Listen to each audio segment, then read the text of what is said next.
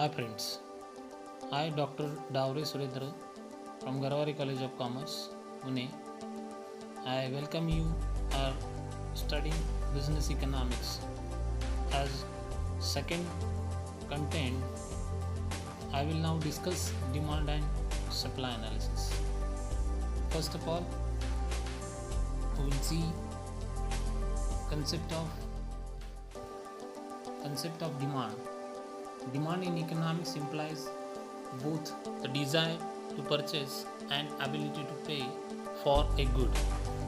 For example, if a poor man who hardly makes both ends meet have a car, his wish or desire for a car will not constitute the demand for the car because he cannot afford to pay for it.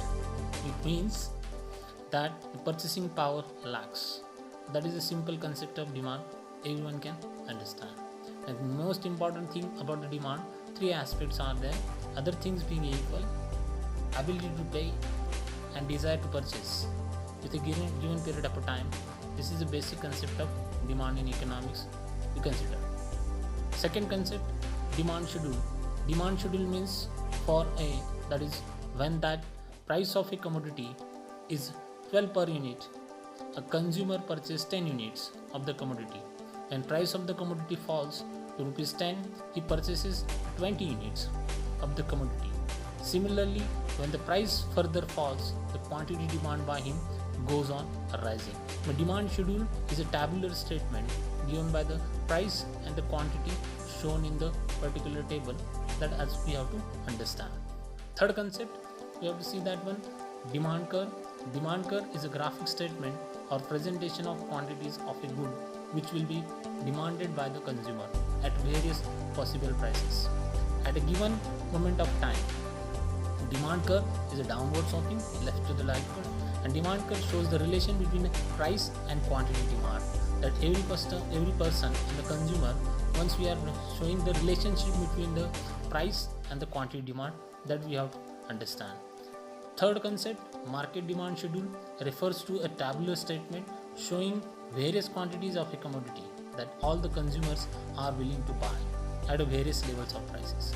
During a given period of time, it is the sum of all individual demand schedules at each and every price. Market demand schedule also like a demand schedule, but it is in this market demand schedule we have to add the different individuals demand we are adding together, and that we consider over in the market demand schedule. The fourth concept, market demand curve, we can add or sum up the various quantities demand by the number of consumers in the market, and by doing so we can obtain the market demand curve for a commodity. On market demand curves also we can say the individuals demand curve we added of A, B, C individuals that we are added, and we can call as a total market demand curve. The fifth concept already I shown in this PPT, the determinants of the demand. If you are seeing this equation, quantity Qx is equal to function, that is what we are saying in the bracket, we are saying the independent variable, and Qx is a dependent variable. The price Px is equal to the price of a good. PR is the price of other related goods. In the basically substitute goods and complementary goods we are considering. Y is the consumer's income, P is the consumer's test for goods X, E is the consumer's expectation about the future prices, A is advertising, Z is other relevant factors. Hi friends, from previous we will continue from that onwards. The positive cross elasticity we are experiencing with the substitute goods. A positive cross elasticity means particular tea price increases, quantity of demand of coffee will increase. That will experience this with the positive cross elasticity. And that's why positive slope left to rightward, that we will experience with the particular in the diagram related to substitute goods. For example, tea and coffee, gas stove, sugar, jaggery, these are some of the example of the substitute goods to each other. Now we'll see the second goods, that is a complementary goods. Complementary good is what we are saying on this. If the price of the petrol falls, the demand for car would also be increases. It shows negative relationship between price and quantity demand. A negative cross elasticity is some of the example. If you see that one, cars, petrol, ink, pen, shoes, socks, needle and thread, Negative cross elasticity we are experiencing left to the right downward sloping. The petrol price increases, quantity demand of car automatically will reduce. If the petrol price falls down, the quantity demand of the car will increases. But that will be these particularly complementary goods at the same time they are consuming the particular product. That's why it is much more important to understand the complementary goods. Now these complementary goods and substitute goods are impacting to the quantity of demand. Now we'll see the third variables, py, the income of the people. The demand for goods also depends upon the income of people. The greater the income of people, the greater will be their demand normal goods.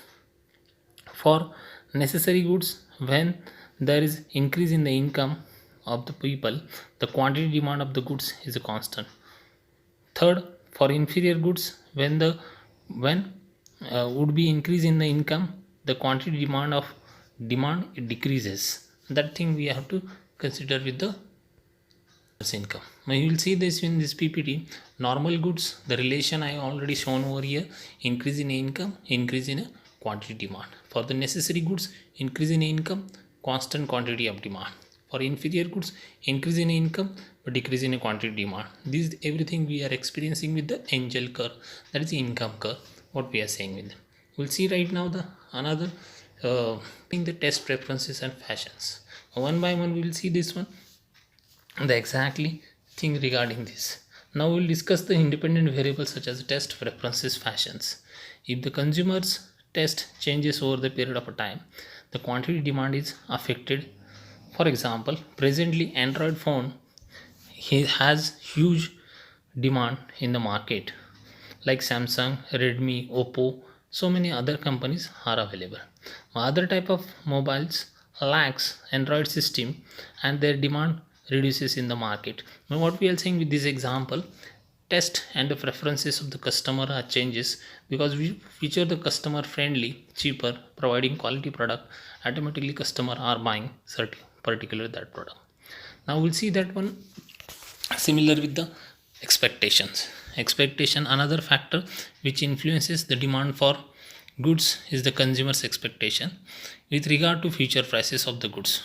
One more example I would like to share with you. The central government of India has announced petrol prices hike by rupees 2 from midnight. The customers are going to petrol pump and to fill the petrol in their vehicles to avoid a future loss of prices. This is what will happen. Future expectation regarding this particular example.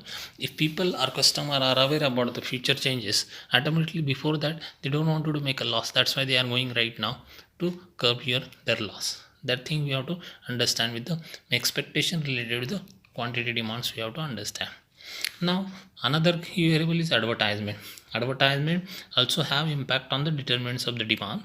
If company or firm is doing more advertisements to reach customers, it may be customer demand for more quantity. For example, if you take the sports, in that so many ambassadors are there. If you take the Indian case in this sportsman, especially in cricket, Virat Kohli, Sachin Tendulkar, Saurav Ganguly, these are the ambassadors of so many products they are advertising.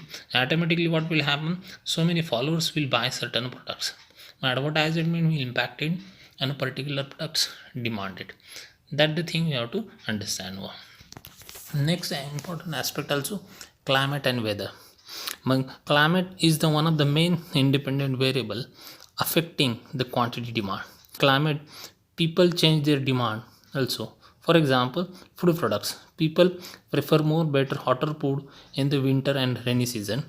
In the summer season, people are prefer colder food to maintain their body temperature or nutrition. That's the thing they have to understand.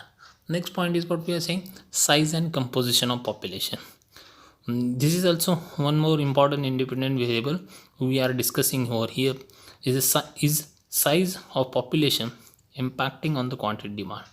More population are in the country or more will be the demand for products. Similarly, average age of population determines the demand for products. For example, larger youth populations and more youth products.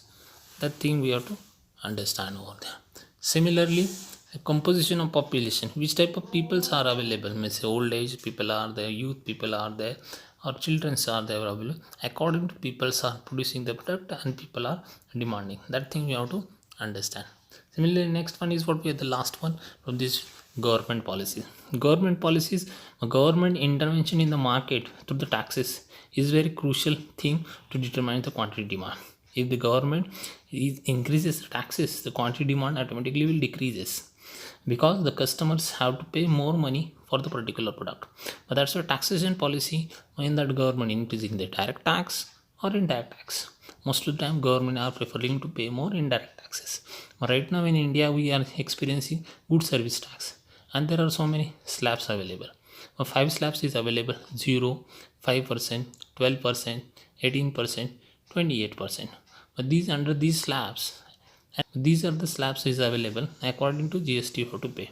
A government policy also impacting the quantity demand. That's the point I would like to say.